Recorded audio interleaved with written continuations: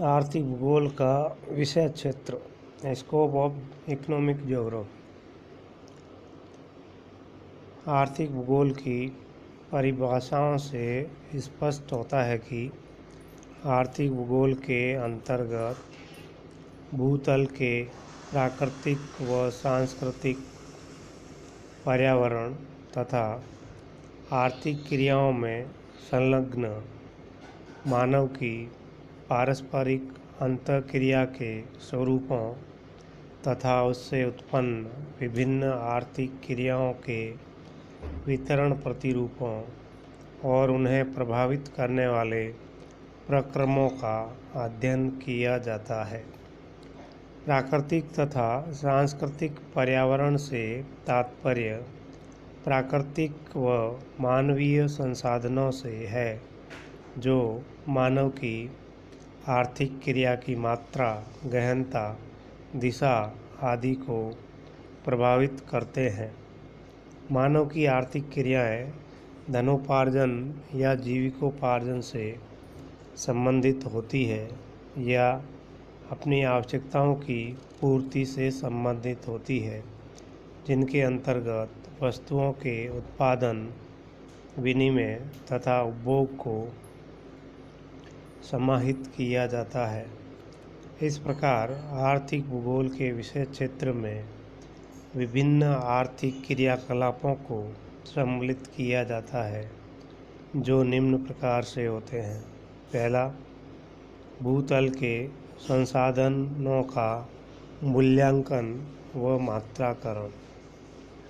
इसके अंतर्गत भूतल पर पाए जाने वाले विभिन्न संसाधन जो मानव के लिए उपयोगी होते हैं, उन्हीं संसाधनों का भूतल पर चिन्हीकरण, मूल्यांकन व मात्राकरण करना, यानी कि उन संसाधनों को पहचानना जो उपयोग में आने योग्य होते हैं और मानव की आवश्यकताओं को पूर्ति कर सकते हैं।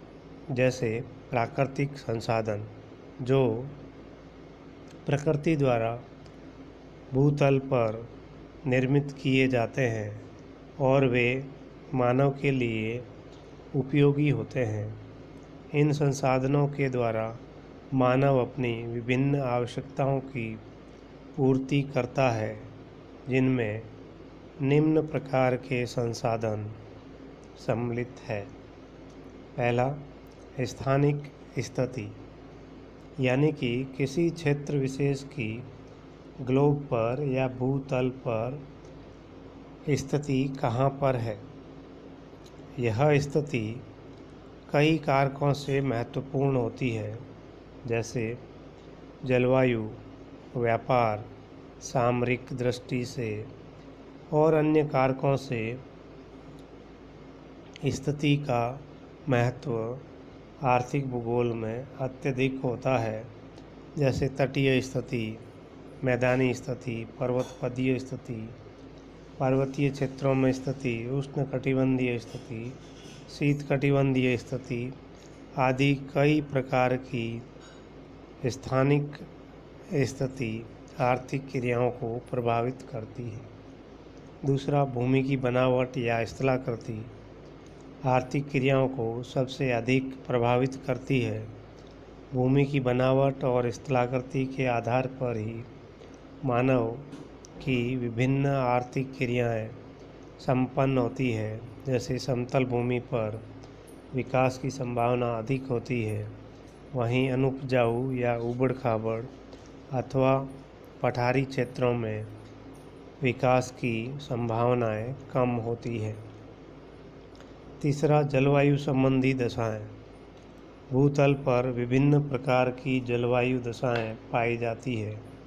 ये जलवायु दशाएं मानव की विभिन्न क्रियाकलापों को नियंत्रित करती है या उनके ऊपर नियंत्रण लगाती है।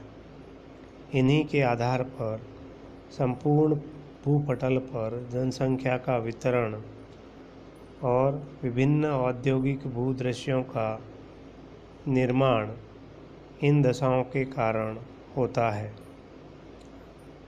चौथा, मृदा व खनिज। प्रारंभिक काल से ही मृदा या मिट्टी सभ्यताओं के विकास में एक महत्वपूर्ण कारक के रूप में रही है। जहाँ पे उपजाऊ मिट्टी पाई जाती है, उन क्षेत्रों में प्राचीन सभ्यताएं विकसित हुई है। वर्तमान समय में भी कृषि और जनसंख्या एक दूसरे को संबंधित होने के कारण विश्व के उन क्षेत्रों में जहाँ उपजाऊ मिट्टी पाई जाती है, अधिक सघन जनसंख्या पाई जाती है। खनिज पदार्थों के क्षेत्रों में औद्योगिक विकास अधिक हुआ है या कच्चे माल के रूप में इन पदार्थों का उपयोग अन्यत्र किया गया है। इस कारण यह आर्थिक क्रियाओं के लिए अधिक महत्वपूर्ण तथ्य है। जलाशय संपूर्ण आर्थिक क्रियाकलापों का आधार जल और मानवीय जीवन का आधार है।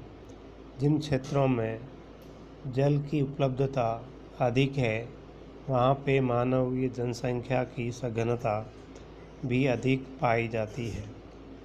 प्राकृतिक वनस्पति प्रारंभिक काल से ही मानव की विभिन्न आवश्यकताओं को पूरा करती आई है, जिसमें आवास का निर्माण, विभिन्न प्रकार के फल तथा वनों से प्राप्त विभिन्न वस्तुओं का संग्रहण प्राकृतिक वनस्पति के आधार पर ही संभव होता है। पशु या जीव जंतु।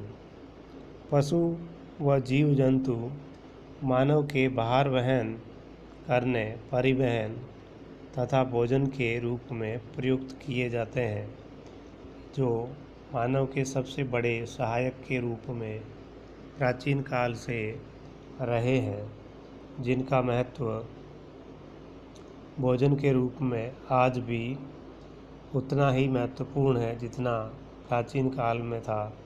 दुग्ध उत्पादन, मांस उत्पादन, ऊन, चमड़ा उत्पादन आदि सभी प्रकार के पदार्थ पशु व जीव जंतुओं से प्राप्त होते हैं।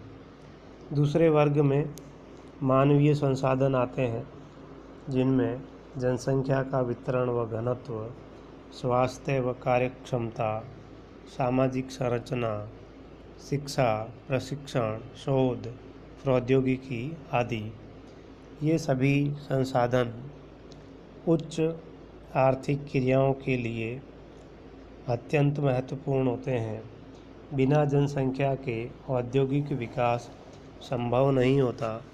जैसे ध्रुवीय क्षेत्रों में या शीतकटिबंधीय क्षेत्रों में अथवा मानव के निवास योग्य क्षेत्र न होने के कारण उच्च पर्वतीय क्षेत्रों में आर्थिक संसाधनों या आर्थिक क्रियाओं की मात्रा बहुत कम पाई जाती है। इसी के साथ ही जनसंख्या का घनत्व अत्यधिक होने के कारण कई स्थान समस्याग्रस्त या समस्या से घिरे हुए होते हैं, जिनमें बेरोजगारी, गरीबी, महामारी आदि कारक प्रभाव डालते हैं। स्वास्थ्य व कार्यक्षमता किसी भी देश या आर्थिक क्रियाकलाप के लिए महत्वपूर्ण होता है और इसी के आधार पर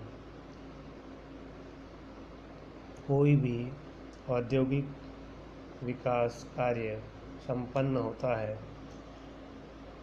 श्रम की उपलब्धता स्वास्थ्य व कार्यक्षमता के आधार पर ही तय होती है। सामाजिक संरचना के अंतर्गत विभिन्न प्रकार के रीति रिवाज और दृष्टिकोण सम्मिलित है, जो विकास या रूढ़िवाद को प्रदर्शित करते हैं। रूढ़िवादी सामाजिक संगठन या सामाजिक संरचनाएं जिन क्षेत्रों में है, वहाँ पर विकास की गति धीमी पाई जाती है और जो आधुनिक विकास की सोच वाले समाज है उनमें खुलापन और विकास की संभावनाएं अधिक होती है। शिक्षा, प्रशिक्षण, शोध आदि के द्वारा आर्थिक गतिविधियों को गति मिलती है और इन्हीं गतिविधि के कारण आर्थिक विकास का स्तर तय होता है या उस स्तर को मॉडिफाई किया जा सकता है। प्रौद्योगिकी आज के काल की सबसे महत्वपूर्ण संसाधन है जो किसी भी देश के लिए औद्योगिक विकास का आधार होती है।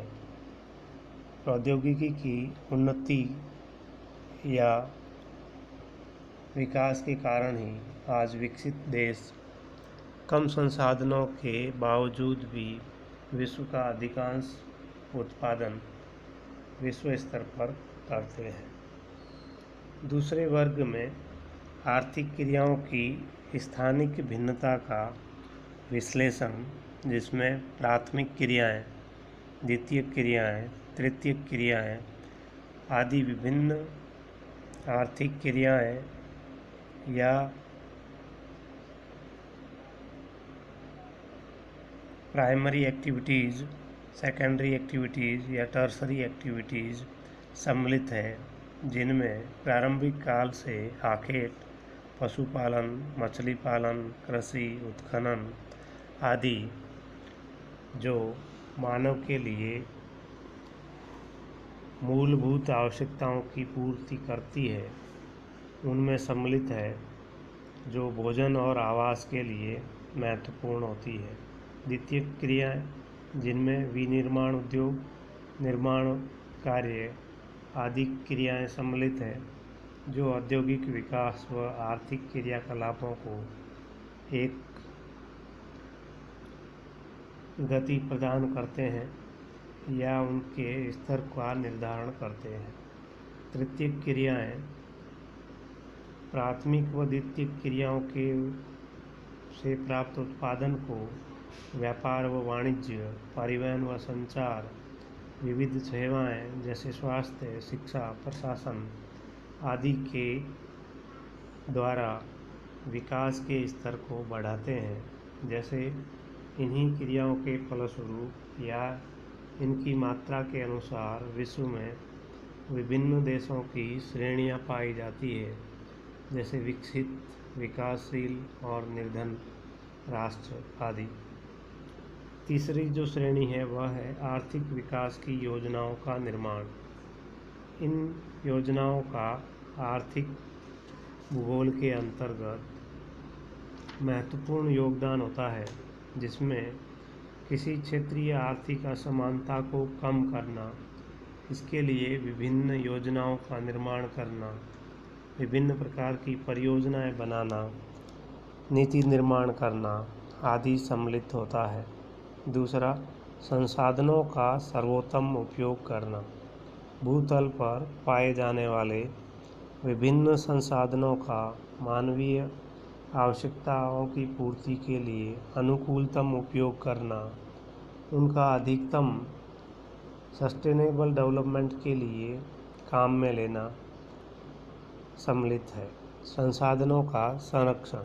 वर्तमान समय में औद्योगिक युग के पश्चात मानव द्वारा आर्थिक विकास हेतु संसाधनों का उपयोग अंधाधुंध करने से संसाधनों की उपलब्धता सीमित होने लगी और कुछ संसाधन समाप्त प्राय होने लग गए। इसी कारण संसाधनों का संरक्षण भी आर्थिक भूगोल की विषय वस्तु में सम्मिलित किया जाता है, क्योंकि बिना संसाधनों के संरक्षण के आने वाली पीढ़ियों का आर्थिक विकास संभव नहीं होता। इस कारण संसाधनों का संरक्षण भी महत्वपूर्ण है। इस प्रकार आर्थिक भूगोल की विषय वस्तु में मिट्टी, जल, जैव तत्व, खनिज, ऊर्जा जैसे प्राकृतिक संसाधनों, आखेट, मत्स्य पालन, पशुपालन, वन उद्योग, कृषि, विनिर्माण उद्योग, परिवहन, संचार, व्यापार, वाणिज्य आदि आर्थिक क्रियाओं तथा अन्य आर्थिक पक्षों व संगठनों के अध्ययन को विषय वस्तु में सम्मिलित किया जाता है।